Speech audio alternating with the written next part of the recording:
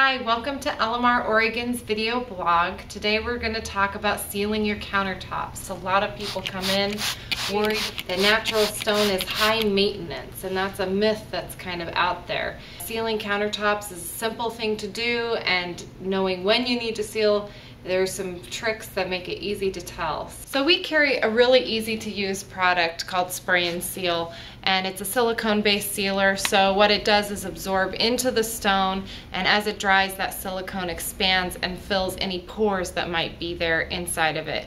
It's very easy to use. You just spray it on, coating the surface, leave it on for about 30 minutes.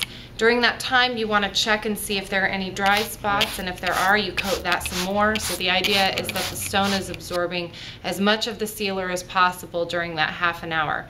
After the half hour, you wipe the counter completely off so it's dry to the touch, and then over the next 12 to 24 hours, as that silicone dries on the inside, it'll seal your countertop. So you're really not doing anything to the surface of the counter, you're just using that impregnator so that it's sealed from the inside.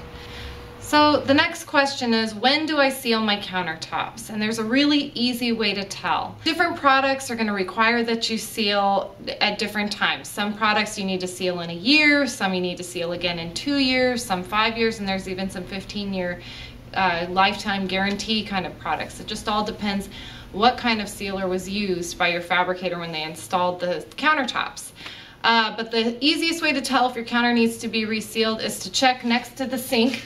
That's where the seal is going to wear off the fastest, if it does, because around the sink typically is wiped the most. What you do is you get a sponge sopping wet and just leave it on the counter next to the sink for about 20 or 30 minutes. After that time, you want to pick the sponge up and see if there's a dark spot underneath where the sponge was setting. That means that moisture is absorbing into the stone and the countertop needs to be resealed. If there's no dark spot underneath and the water seems to be beading up on the surface of the slab, then it's good to go and you don't need to reseal it. Now, when that dark spot evaporates, the water evaporates out of the stone, the spot will disappear, so the water is not going to stain the countertop.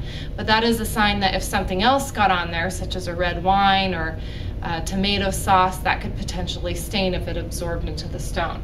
So then you do need to reseal.